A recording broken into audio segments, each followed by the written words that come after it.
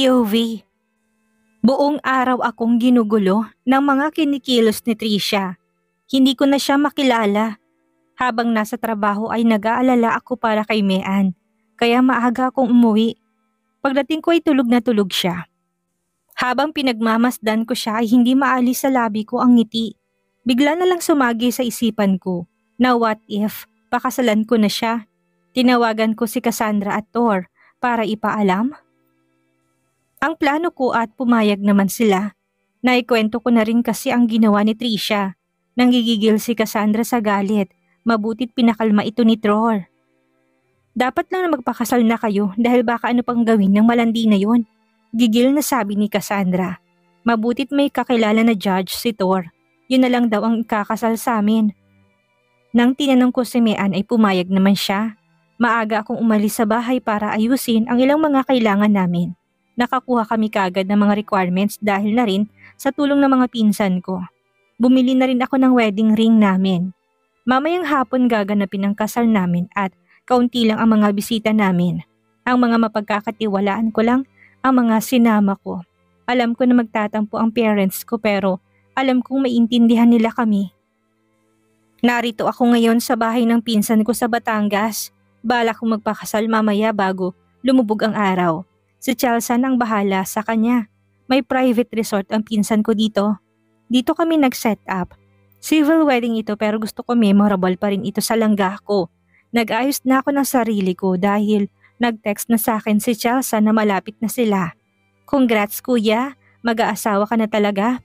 Sino mag-aakala ng babaerong tulad mo? Mag-aasawa na? Hahaha. Hindi ko mawari kung binabati ba ako inaasar ng pinsan ko. Thanks bro, pero matagal na yun. Loyal na ito ngayon. Sagot ko sa kanya. Pumunta na kami sa tabing dagat. Nakatayo ako sa harapan. Hinihintay ko na siyang bumaba sa kotse. Ilang sandali pa'y bumukas ang kotse at lumabas siya. Pakiramdam ko, tumigil ang mundo ko nang makita ko siya. Napakasimple lang ng suot niya. Isang maxi white dress pero para siyang diyosa ng karagatan. Wala na akong nakikita kung hindi siya lang. Nakangiti ito sa akin at nagsimula na siyang maglakad. Ako naman ay sinalubong ko siya. I love you langga. Unang salita na lumabas sa bibig ko. I love you too daddy. Nakangiti niya sabi sa akin. Naglakad kami papunta sa harap. Daddy, akala ko civil wedding pero ang syala naman ng civil wedding na to. Bulong niya sa akin. What is syala langga? Tanong ko kasi hindi ko alam yung word na sinabi niya. Sorry daddy, social yung ibig sabihin ng syala. Humahagikik pa ito. Ngumiti na lang ako sa kanya. Nagsimula ng kasal namin. Saglit lang din ito natapos. Pumirma kami ng marriage contract namin. Pinagsaluhan namin ang unang halik namin bilang mag-asawa. Pagkatapos ng munting salo-salo namin ay tumuli na kami sa yate na pinahiram ng pinsan ko. Nakatayo kami ngayon at pinapanood ang tuluyang paglubog ng araw. I love you Mrs. Gomez. Bulong ko sa tenga niya habang nakayakap sa kanya. I love you too Mr. Gomez. Humarap ito sa akin at tinalikan ako. Lumalim ang halik namin hanggang sa naging mapaghanap na ito. Binuhat ko na rin siya kaya nakayakap na siya ngayon sa akin. Patuloy kami sa paghahalikan. Langga, simulan na natin ang honeymoon para makarami tayo. Bulong ko sa kanya. Okay daddy, mapang-akit na sabi niya sa akin. Sinimulan niyang hubarin ang suot kong polo habang hindi napuputol ang halikan namin. Safe naman kami dito dahil wala talagang magtatangka na pumunta dito dahil alam nilang honeymoon namin. Malalim ng gabi pero eto kami, patuloy pa rin kami sa aming pakikipagtalik. Ginawa namin ang iba't ibang mga posisyon. Inabot na kami ng 3:00 ng madaling araw. Sobrang sarap sa pakiramdam na finally ay akin na siya. Nakatali na talaga siya sa akin at wala na siyang kawala pa. Ang pangarap ko lang noon na maging misis siya ay nagkatotoo na. She's my one and only Mrs. Gomez. Mean's POV. Pagkatapos ng honeymoon namin ay umuwi kami sa bahay nila papa. Pagpasok ko pa lang sa bahay ay kitang-kita kong talim ng tingin sa akin ni Trisha. Hindi ko malaman kung nakita yun ng asawa ko dahil inayan na niya ako paakyat sa kwarto namin. Nagpaalam din ito na pupunta na siya sa restaurant. Lumabas naman ako sa kwarto para pumunta sa garden. Mahilig ako sa mga bulaklak kaya natutuwa akong pagmasdan ang mga nagagandahang rosa sa paligid. Ay! Nagulat na sigaw ko dahil may sumabog na tubig sa akin.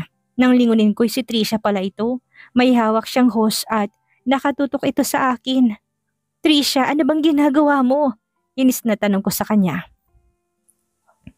Sorry, hindi ko kasi napansin na dyan ka pala. Maarteng sabi niya sa akin. Okay lang, sagot ko sa kanya. Hindi ko talaga alam kung bakit baliw na baliw si Drix sa'yo. Ngayon naman gusto kanyang pakasalan pero syempre, hindi ko yun nahayaan my dear sister. Nakangising pahayag niya sa akin. Try harder Trisha, kasi kahit ako hindi ko rin alam kung bakit baliw na baliw sa akin si Drix. Siguro sarap na sarap sa akin. Ganting sabi ko sa kanya. Pinipigilan kong pumatol pero pinapainit niya ulo ko. Nagpapatawa ka namang masyado, Mean. Ang sarap palang yakapin ni Drix. Sa susunod, higit pa sa yakap ang gagawin namin. Alam ko na inaasar niya lang ako. Siguro kung hindi sinabi sa akin ni Drix, malamang ngayon, sasabog na ako sa galit. Nagpapasalamat na lang ako dahil honest siya. Pinalitan ko na lang siya ng mata ko. Gawin mong gusto mo. Pangarap mo siguro maging other woman ni Drix. Nakangising saad ko sa kanya. Wala akong balak maging other woman dahil gusto ko maging Mrs. Gomez. Tumatawa pang sagot niya sa akin. Okay, tanging sagot ko sa kanya. Aalis na sana ako nang bigla na lang itong natumbat umiiyak. Trisha, tawag ng mami niya. Mommy! Parang batang tawag niya sa mami niya. What is happening here? Trisha, why are you crying? Sunod-sunod na tanong nito sa anak niya. Mommy, she pushed me. Nabasa ko po kasi siya, hindi ko naman po sinasadya yun, pero tinulak niya ako. Sumbong niya sa mami niya. Ako naman hindi makapaniwala sa sinabi niya. Bakit mo ginawa yun sa kapatid mo, Mean? Akala ko pa naman mabait ka, pero nagkamali ako. Galit na sabi niya sa akin. Kahit gusto kong magsalita, hindi ko nagawa. Mas pinili ko na lang na maglakad palayo sa kanila. Nakasalubong ko si Manang. Okay ka lang ba, Miss Mean? Nag-aalalang tanong niya sa akin. Okay lang po ako, Manang. At Manang, sana hindi na po ito makarating kay Papa. Ayaw ko po ng gulo. Sabi ko dito. Tara na, Miss. Pasok na tayo sa kwarto niyo. Kailangan niyo na magpalit, basa ang damit ninyo. Makakasama yan sa mga babies niyo. Paalala niya sa akin. Hindi ko naman maiwasang mapangiti dahil mabait si Manang kahit na bago lang ako dito. At inaalala niyang kalagayan ko. Maraming salamat po, Manang. Nakangiti kong pasasalamat sa kanya. Naligo na lang ako. Paglabas ko sa CR ay saktong nagre-ring ang phone ko. Nang tignan ko si Papa pala ang tumatawag. Hello po, Papa. Good morning, anak. Ipapasundo kita sa driver para pumunta dito sa company. Gusto ka makita ng lola mo. Okay lang ba sa'yo, anak? Okay lang po, Papa. Gusto ko rin po makita at makilala si Lola. Masayang sabi ko kay Papa. Okay, anak. See you. Bye. Paalam niya sa akin. Bye, Papa. Sagot ko rin sa kanya. Nagbihis ako't habang pababa ako ay nagpadala ako ng mensahe kay Drix na pupunta ako sa office ni Papa. Namangha ako sa taas ng building nila, Papa. Hindi ko akalain na ganito sila kayaman. La Gomez Corporation, nakasulat sa labas ng building. Pagpasok ko'y nakatayong mga empleyado ni Papa. Lahat silang nagbigay galang sa akin. Yumukot binati nila ako. Ako naman ay naiilang pero binati ko sila pabalik. Ibig sabihin, ganito din sila kay Trisha at sa mami nito? Papa, patakbong tawag ko sa kanya. Mean, kanina ka pa hinihintay ng lola mo. Nakangiting sabi ni Papa sa akin. Naipit po kami sa traffic, Papa. Paliwanag ko sa kanya. It's okay, anak. Are you ready to meet your abuela? Tanong niya sa akin at naaninag ko sa mukha niya na masaya siya. Of course, Papa. Sumakay kami ng elevator papunta sa office ni Papa. Ang ganda dito sa company nila. Dati pangarap ko maging secretary. Kung hindi ako naging flight attendant, siguro magiging secretary naging trabaho ko. Pumasok kami sa isang sili dito sa 17th floor. Nakita kong isang matandang babae na nakaupo sa wheelchair. Mama, meet your granddaughter, Mean. Pakilala sa akin ni Papa. Ang ganda mong babae, apo ko. Papuri niya sa akin. Gracias, abuela. Salamat po, Lola. Lumapit ako sa kanya't niyakap ko siya. Masaya ako makilala ka, apo ko. Malambing na sabi ni Lola sa akin. Nagtatagalog po kayo, Lola? Manghang tanong ko sa kanya. Oo naman na po. Pilipina ako tang abuelo mo lang ang Spanish. Sagot niya sa akin. Ay, akala ko pa talaga. Mapapalaban na ako nito. Kaunti lang pong alam kong Spanish words. Tumatawang sabi ko kay Lola. Ang galing mo nga apo eh. Saan ka natuto? Tanong niya sa akin. Sa trabaho ko po Lola, flight attendant po ako. Masayang kwento ko sa kanya. Wow! Talaga apo? Ang galing mo naman. Natutuwang pahayag ni Lola. Kaya ako nandirito dahil may dapat kang pirmahan apo. At gusto rin kitang makasama at makilala. Tsak na matutuwang abuelo mo kapag nakita ka mamaya. Lumapit ang attorney ni Lola sa amin. May binigay siyang papel pero hindi ko rin maintindihan dahil Spanish words ang nakasulat. Hindi naman ako bihasa kaya hindi ko maintindihan ang nakasulat. Abuela, ano po ito? Hindi ko po maintindihan ng mga nakasulat. Tanong ko sa kanya. Wala lang yan na po. Kailangan lang yan doon sa document ng abuelo mo. Paliwanag niya sa akin. Tumingin ako kay Papa at nakangiti lang siya sa akin. Papa, pwede ba ako mag-part-time dito? Wala kasi ako magawa sa bahay kapag nasa trabaho si Drix. Hinging permiso ko sa kanya. Maganda yan apo, na pumasok ka dito para matuto ka na habang maaga pa. Hindi naman siguro masela ng pagbubuntis mo. Tanong sa akin ni Lola at hinawakan ng tiyan ko. Alam niyo po abuela? Akala ko hindi niya pa alam.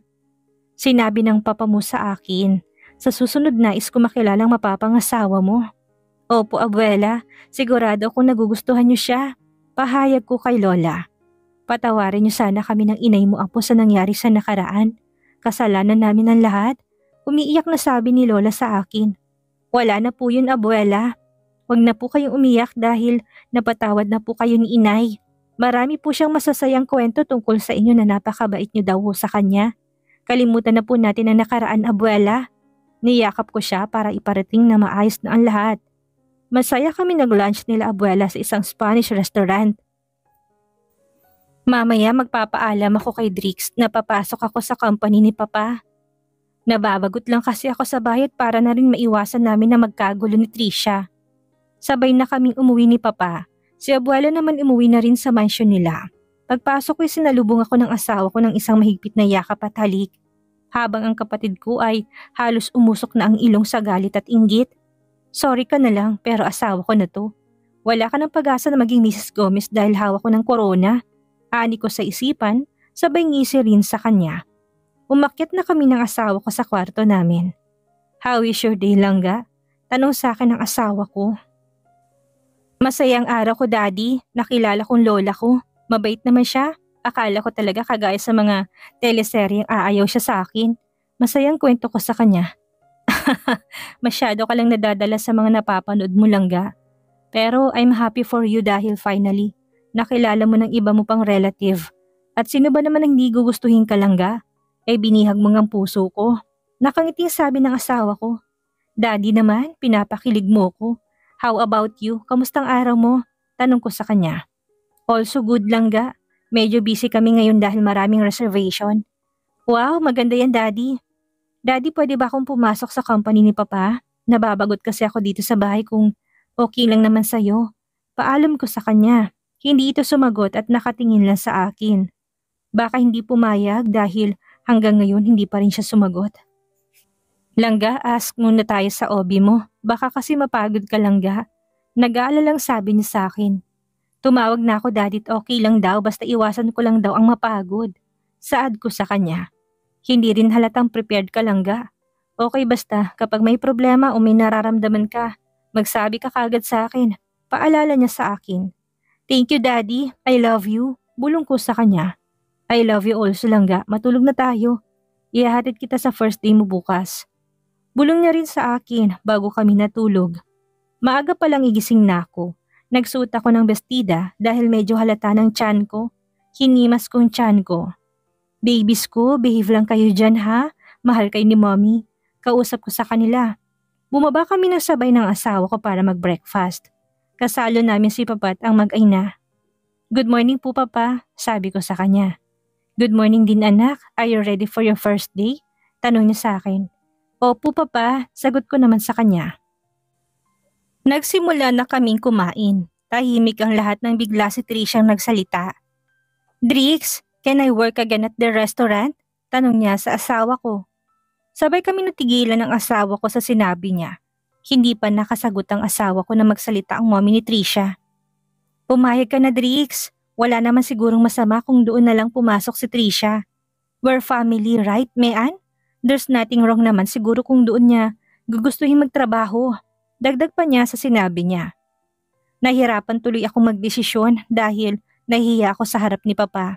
Sa tingin ko nagkakampihan na itong dalawa laban sa akin. Alam ko na naniniwala sa gawa-gawa ng anak niya. Pag-usapan muna namin ng asawa ko, tita. Saad ng asawa ko? Asawa agad, Drix? Fiancé mo pa lang naman siya? Iritadong wika ni Trisha. Asawa o fiancé man, pareho lang yun sa akin, Trisha. Mean is my wife. Kalmadong tugon ng asawa ko kay Trisha. Si Papa naman ay tahimik lang, hindi siya nakialam sa usapan namin. Hindi naman nakaligtas sa akin ang pag-irap niya. Hindi ko na lang ito pinansin at tinapos ko ng pagkain ko. At kagaya ng pinangako ng asawa ko, hinatid niya ako sa magiging office ko. Never namin pinag-usapan ang tungkol kay Trisha. Pagpasok namin sa building ay hindi nakaligtas sa akin ang mga tingin ng mga babae sa asawa ko. Paano ba naman maaga pa lang pero sobrang fresh at hot niya? Kagaya ng ginawa namin kanina sa shower. Siguro kailangan ko ng masanin na pansinin talagang asawa ko. Sobrang hot kasi talaga niya. Bye langga, enjoy your day here. I love you so much. Sabi niya sa akin bago lumabas sa office ko. Nandito ako ngayon sa office na binigay ni Papa. Gusto ko sanang may kasama ko na ibang empleyado pero mas gusto niya na dito ako. Magpapadala na lang daw siya ng makakasama ko. May kumato kaya pinapasok ko. Good morning po ma'am, ako po si Irene. Ako po ang pinadala ng papa niyo para tumulong at maging kasama niyo. Pakilala niya sa akin. Good morning Irene, ako naman si Mean. You can call me Mean. Huwag mong isipin na boss mo ko dahil magtatrabaho din ako dito. Wika ko sa kanya. Ngumiti naman ito. Masayang kasama si Irene, hindi ako naboboring dahil mahilig siyang mag-joke. Natigil lang kami nang may pumasok na lalaki dito sa office ko. Matangkad ito't gwapo din pero walang tatalo sa kagapuhan ng asawa ko. Gwapo nga siya pero hindi ko lang nagustuhan na pumasok na lang siya bigla nang hindi man lang kumakatok. Good morning Mr. Vice President. Bati sa kanya ni Irene. Hindi ito sumagot kaya binati ko rin siya. Good morning sir. Good morning to Miss Gomez. Don't call me sir, you can call me Amir. Jamir Laho. Pakilala niya sa akin. Mary Ann Mercado Gomez, saad ko sa kanya. Gomez? Soon to be Gomez. Sabi ko sa kanya kahit na ang totoo, Gomez na talaga ako. So, you're engaged? Tanong niya sa akin. Ngumiti na lang ako dahil ayaw ko ng pag-usapan pang buhay ko. Trisha and I are best friends. Ninong ko rin ang daddy niyo. Pakilala niya sa akin. Best friend pala to ni Trisha. Bakit kaya hindi na lang itong gustuhin niya? Mukha namang bagay sila. Alam mo, bagay kayo ni Trisha. Wala sa sariling sambit ko sa kanya. Really? But she likes someone. Malungkot na sabi niya kaya doon nakumpirma ko na may gusto nga siya kay Trisha. I need to go, Mean. Nice meeting you. See you around. Sabi niya bago lumabas sa office ko. Pinagpatuloy ko na lang ang trabaho ko.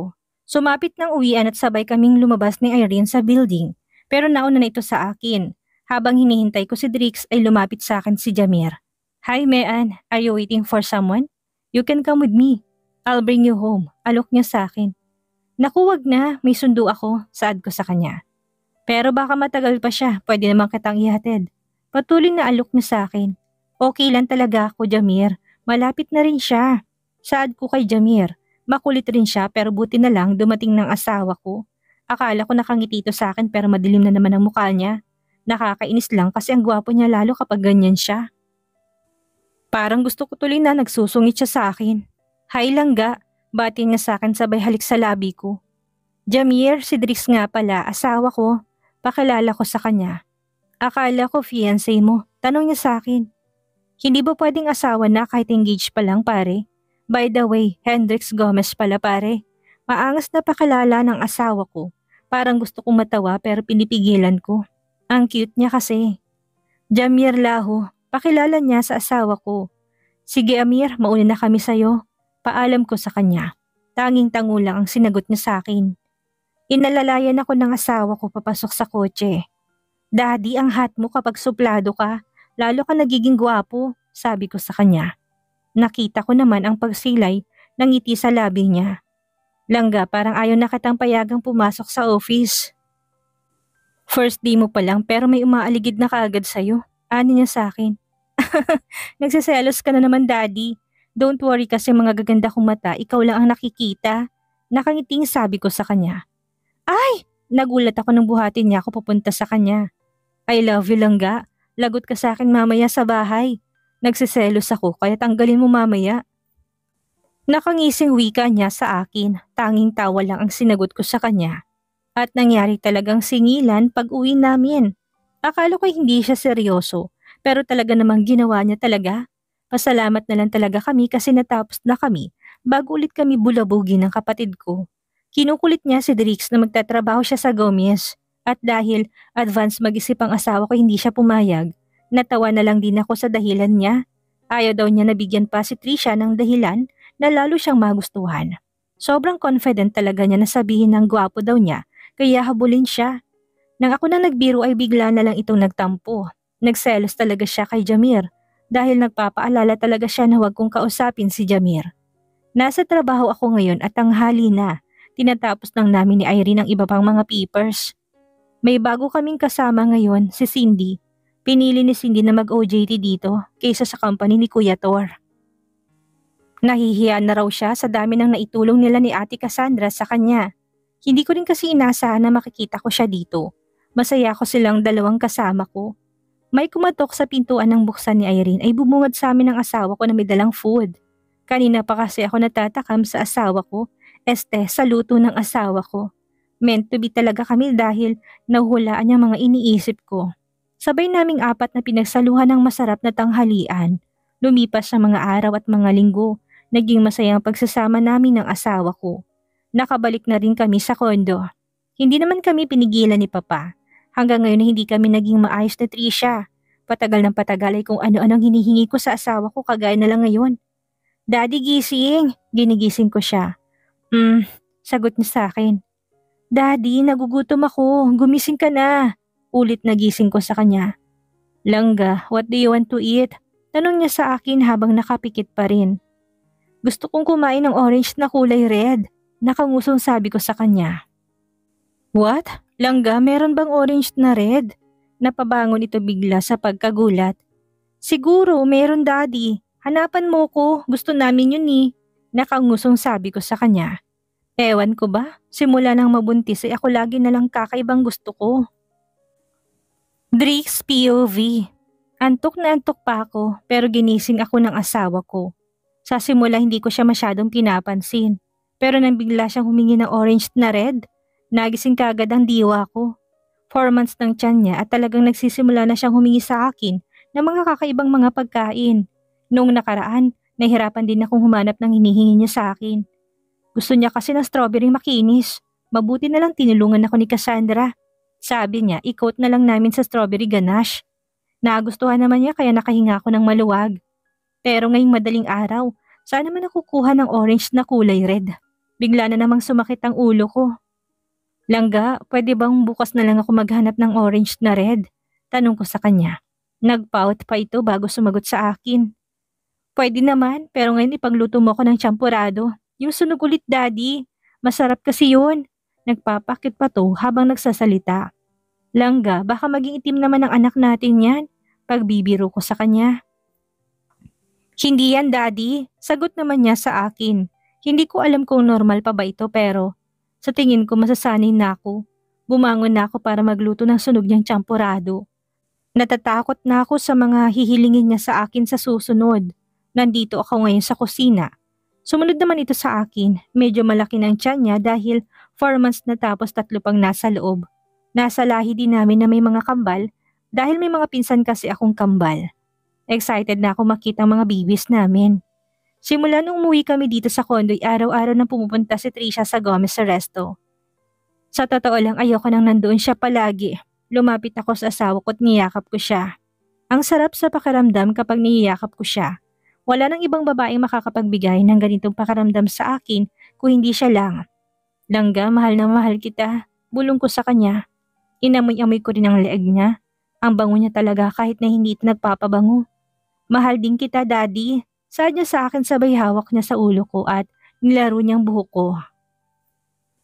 Gabi-gabi kaming nagtatalik, dito'y walang istorbo. Sa sexy time naming mag-asawa, hindi kagaya nung nasa bahay kami ng papa niya. Speaking of papa niya, pumunta ito nung nakaraan sa Gomez at may binigay siyang envelope sa akin. Ibigay ko daw kay Mean sa tamang panahon. Sinabi rin niya na itago kong maigi. Ginawa ko naman ang sinabi niya. Never ko tong binuksan. Alam kong mahalaga yon kaya tinago ko talaga. Hindi niya ibibigay sa akin ng ganun lang kung wala siyang mabigat na dahilan. Sinabi ko din sa kanya na kasal na kami ni Mean. Hindi naman siya nagalit sa akin. Ang totoo nga, masaya pa raw siya sa ginawa ko. Sinabi pa niya sa akin na sana ganun din daw siya. Mag-iisip sa akin noong kabataan niya. Siguro daw ay naging masaya siya. Kahit hindi niya sabihin ay alam ko na si inay ang tinutukoy niya. Alam ko na hanggang ngayon ay si inay pa rin ang mahal niya. Kaya nga naging maagap ako dahil mas mabuti ng handa ako. Natatakot akong mapikot ni Trisha kaya nagpatali na ako sa asawa ko at ngayon ay masaya ako. Kung sa hinaharap magkakaroon kami ng problema ay hindi siya kagad makakawala sa akin. Naputol ang pag-iisip ko nang may maamoy ako na sunog na tsampurado. Bumitaw ako sa pagkakayakap ko sa asawa ko. Pumunta ako sa harap ng stove at pinatay ko na to. Kumuha na rin ako ng bowl para lagyan ng sunog na tsampurado. Lumapit ako sa kanya at binigay ko na to. Thank you, Daddy. Nakangiting sabi niya sa akin. You're welcome, Langga, para sa inyo ng mga babies natin. Masayang tugon ko sa kanya. Nagsimula na itong kumain. Naisip ko na baka mamaya, umitim biglang mga anak namin dahil sa gustong-gusto ng mami nila ang sunog na tsampurado. At kagaya ng lagi niyang ginagawa, hinaluan na naman niya ito ngayon. Medyo naiba lang dahil hindi na ketchup pero hot sauce naman ngayon. Tumayo ako para sana umalis pero tinanong niya ako. Saan ka pupunta, Daddy? Sa kwarto lang, Langga. Nautal na sagot ko dahil kinakabahan na naman ako. Bakit ka aalis? Hindi mo ba ako sasamahan dito? Hindi mo pa nga tinikman yung kinakain ko. Di ba lagi tayong share? Mangiyak-ngiyak niyang sabi sa akin. Hush, Langga. Stop crying. Okay, sige. Kakain na ako't sasamahan kita dito. Kabadong sabi ko habang pinapatahan siya. Bigla na lang itong ngumiti at tinapat sa akin ang kutsara. Kagaya ng dati wala akong choice kung hindi kainin. Grabe, ang anghang pala ng ginawa niya. Napatayo ako at binilisan ang lakad papunta sa ref para kumuha ng gatas. Nang makakuha ko'y dire-diretso ko tong ininom. Sorry, Daddy. Sorry kung pinipilit kitang kumain kahit ayaw mo. Umiiyak na sabi niya sa akin. Pinunasan ko naman ang luha niya at niyakap ko siya. Lahat, Langga, kaya kong gawin para sa'yo. Mahal na mahal kita. Madamdaming sabi ko sa kanya. Niyakap niya naman ako. Thank you, Daddy. Aasahan ko mama yung orange na red, ha? Nakangiting sabi niya. Langga naman ni. Saan ako hanap ng ganun? Tanong ko sa kanya. Sabi mo kanina, lahat gagawin mo. Pero ngayon ayaw mo na. Nainis na sabi nito. Napahawak na lang ako sa batok ko. Stress na naman ako mamayang umaga. Hay buhay, hirap maghanap ng mga gusto niya. Pero masarap naman kasi gumawa kaya ayos lang. Bubulabugin ko na lang ang mga pinsan at kaibigan ko kung saan ba nakakahanap ng ganun. Sigurado ako natatawanan na naman nila ako.